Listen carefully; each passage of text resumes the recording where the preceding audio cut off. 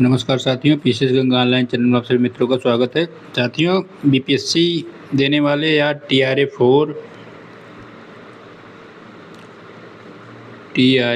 4 वाले बच्चे हो या वहाँ असिस्टेंट प्रोफेसर की वैकेंसी को लेकर हो या इंस्पेक्टर, बिहार में अनेक छात्र आंदोलनरत थे।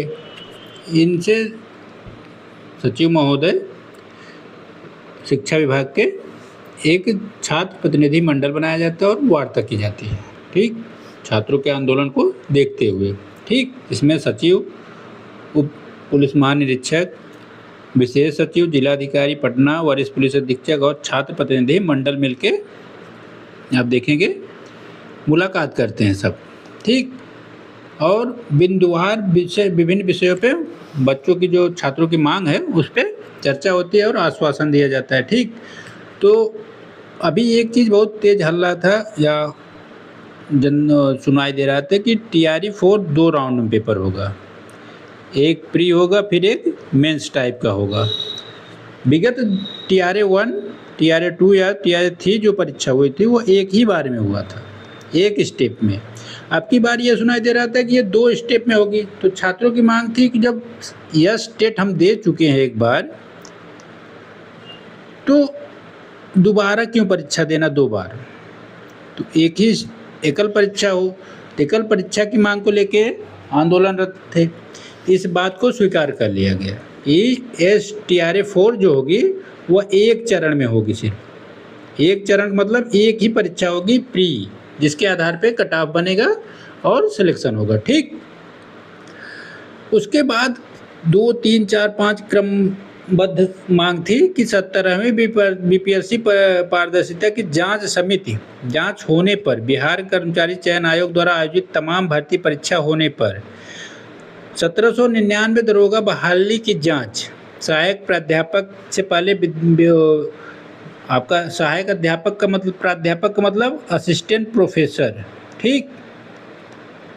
असिस्टेंट प्रोफेसर की वैकेंसी का फाइनल एग्जाम जो होगा वैकेंसी आने के बाद एक स्टेप पे, उससे पहले एक एग्जाम बेट का हो, बिहार एलिजिबिलिटी टेस्ट, जैसे नेट आप देते हैं यूजीसी का, उसी तरह बिहार सरकार द्वारा बेट कराए जाने की बात को मांग किया गया।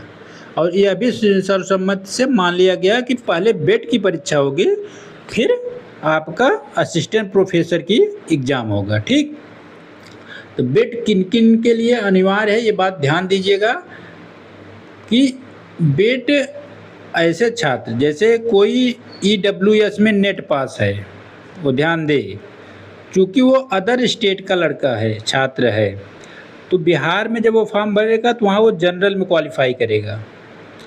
चूँकि वो ईडब्ल्यूएस से नेट पास है, ठीक, तो वो अयोग्य माना जाएगा। यही बात आप समझिएगा अच्छे से। हरियाणा में इसीलिए अनेक छात्र छांट दिए गए कि नेट की परीक्षा वो ईडब्ल्यूएस से पास थे, या मान लीजिए ओबीसी में पास हैं। अब यूपी का कोई छात्र बिहार में फॉर्म डालेगा, बिहार में, तो वह जनरल में माना जाएगा, चूँकि वो नेट पास है किससे, ओबीसी से, एससी से, एसटी से,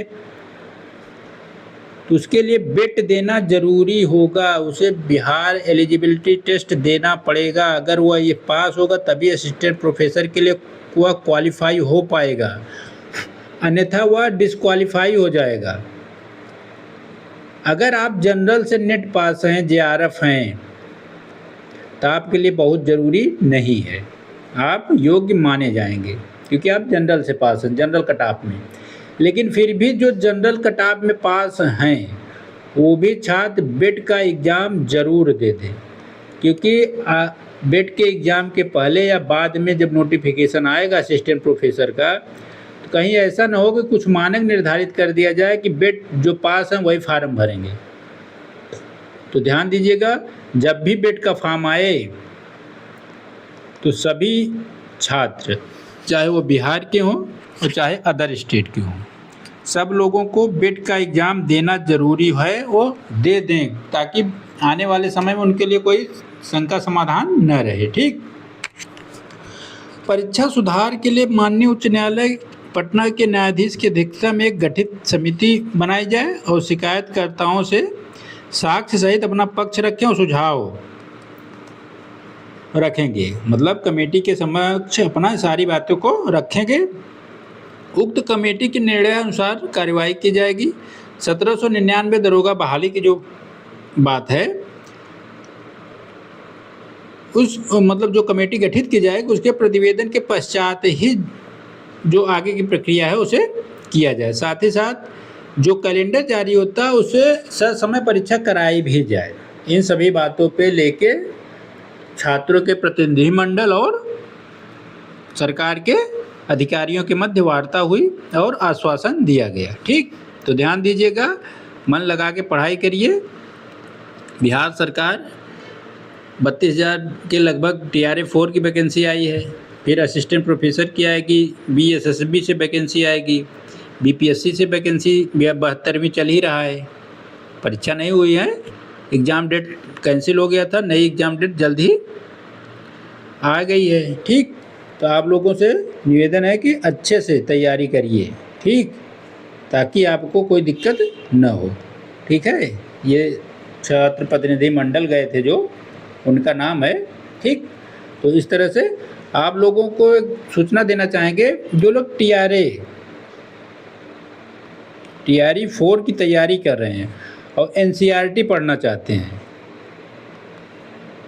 ठीक, फ्री में सभी विषय के अपने अनुरूप जो NCERT के ही प्रश्न आते हैं, TRA 1st, 2nd, 3rd में NCERT बेस ही GS के क्वेश्चन आए थे, क्योंकि सिलेबस में लिख दिया है कि NCERT को फॉलो किया जाएगा।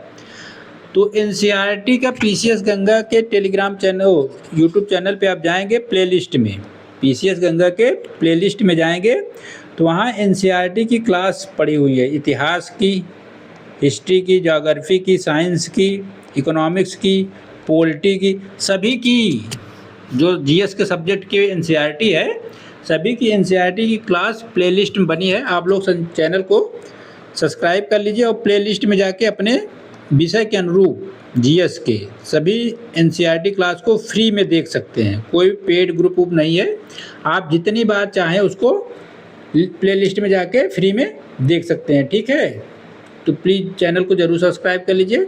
बाकी अगर कोई भी समस्या आपको हो रही है परीक्षा से संबंधित, आपको फ्री में कोई भी मैटर चाहिए, आपके अनुरूप जो भी एग्ज़ाम आप तैयारी कर रहे हैं, आप लोग हमको कमेंट करिए, हम उस विषय से संबंधित क्लास उपलब्ध कराएंगे। ठीक, आपके अनुरूप उस विषय से संबंधित क्लास उपलब्ध कराएंगे। ठीक, कमेंट करके बताएंगे, तभी आपकी बात को हम समझ पाएंगे और उसका समाधान करने का प्रयास करेंगे। ठीक है, जय हिंद साथियों।